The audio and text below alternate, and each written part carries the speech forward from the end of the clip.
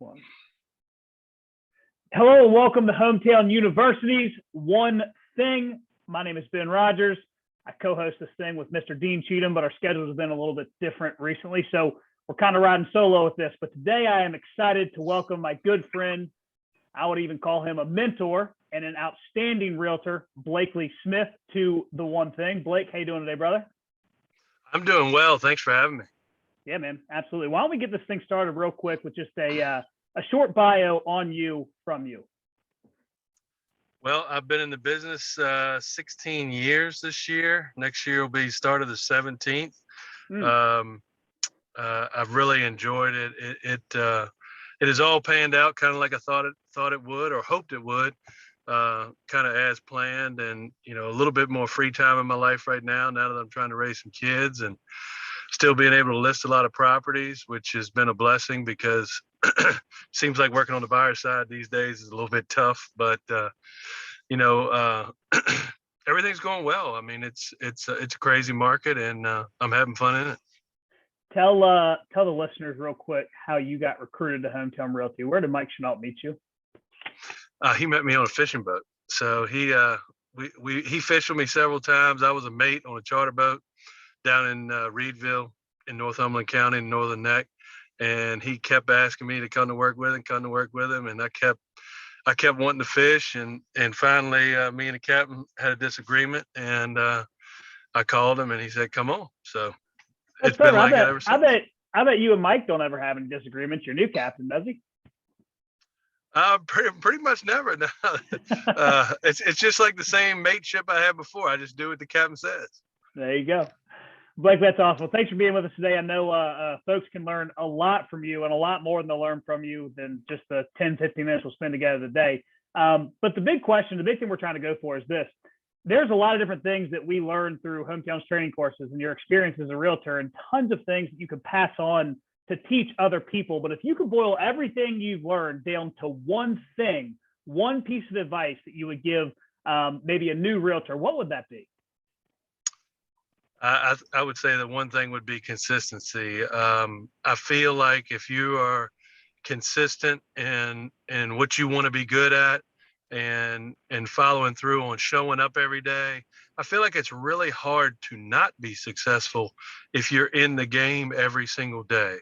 I kind of applied that over my life in a lot of the things I do. I mean, whether you're in college or going to school, showing up every day for class, or whether it's baseball and showing up every single day for practice, just always being in the game, always being on time, being prompt, showing up to work every single day. I mean, I don't necessarily try to be the first person at the office every day, but traditionally I am the first person at the office every day, and I get my day going, and I always leave myself that day with a plan, and showing up every day and doing what I'm supposed to do. And it seems like it tends to work out in all the endeavors I've ever tried.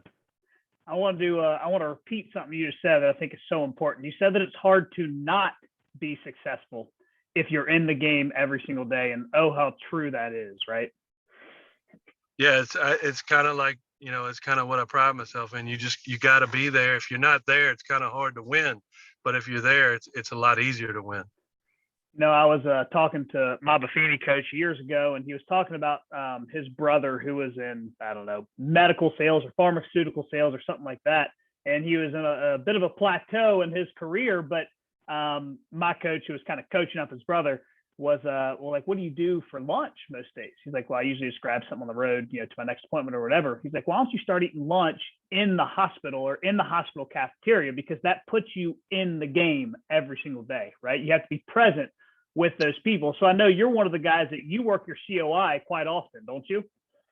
I do. Yeah. I try to really focus on my best people. I don't spend, and it's probably a fault of mine, I don't spend as much time working the B's and the C's as much as I do is really focusing on the.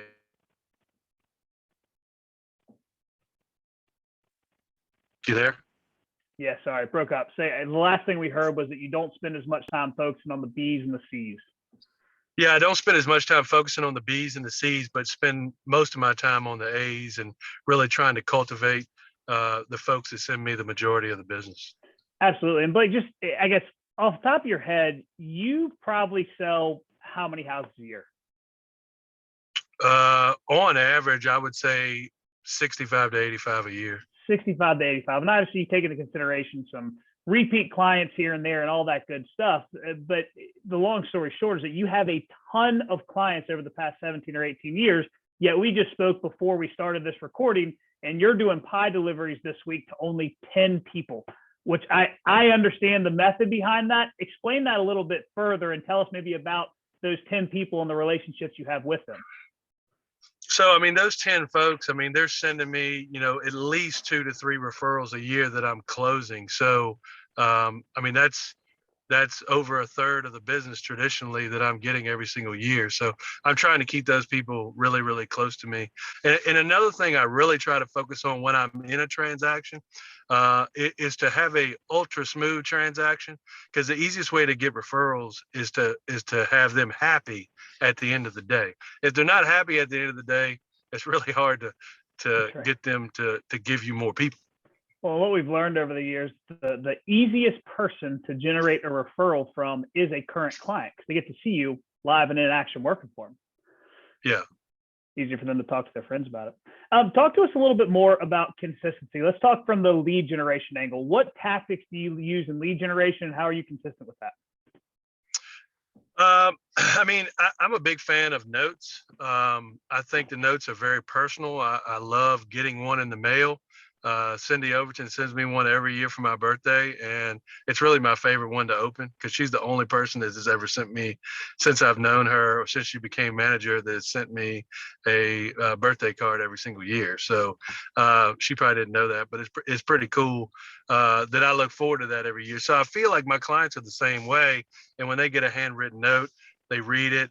I may just call them, and the note may be as simple. Sorry, I got broke up. But the note might be as simple as, hey, thanks for having a conversation with me. I really enjoyed talking with you. If you ever know anybody thinking about buying or selling real estate, please give me a call.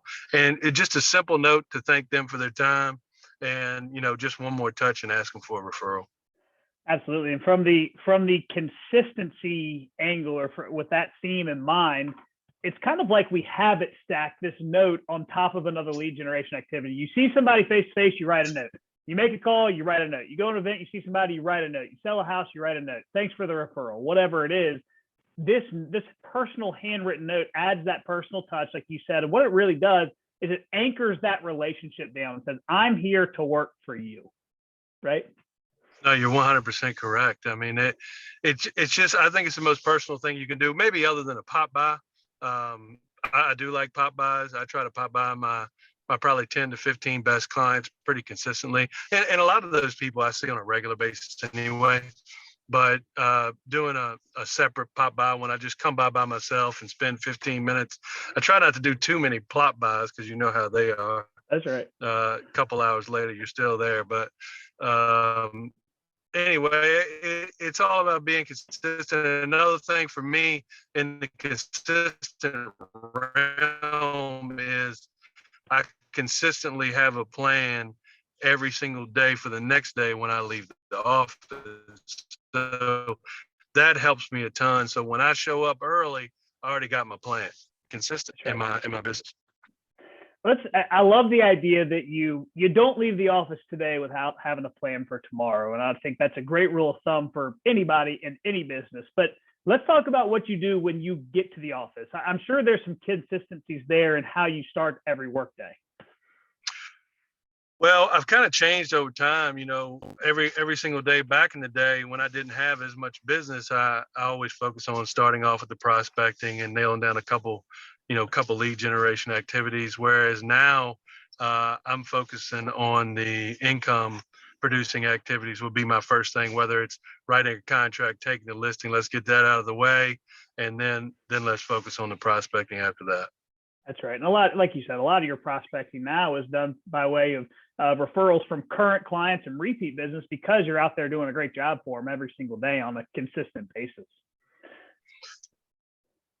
Yeah, I like to keep them happy. That's right.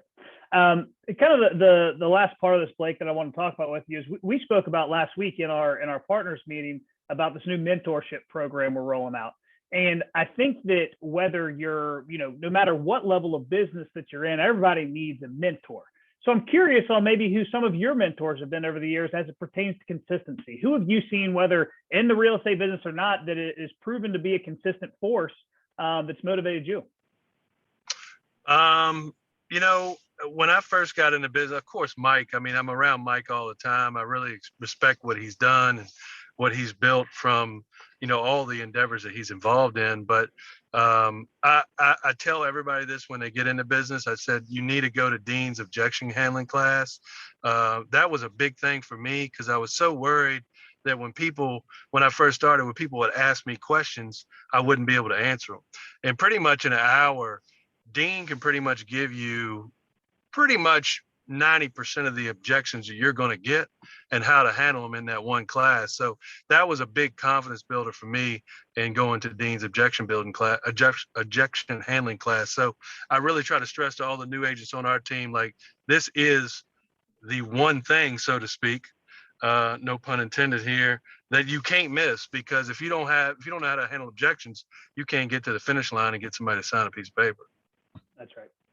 Well, Blakely, this has been great, man. I really appreciate it. Consistency is your one thing. And I would agree that I think if I had to boil it down for me and my one thing, consistency would probably be mine too. And I appreciate everything that you've done for me and the example that you've set for me and everybody else at Hometown. But before we close this thing up, you have any last words for the listeners? I would just, have a plan. I mean, you got to have a plan, even from day one. When you first start, you got to have a plan. You got to stick to that plan. And I would just say, show up every day, try to be consistent. And it's hard not to be successful if you show up every day. Blakely, thank you. We really appreciate it. To listeners, thank you for listening in. Please share with the realtor that you think would find some benefit in this. Once again, he is the consistent realtor, Blakely Smith. I'm Ben Rogers, and we'll talk to you guys soon.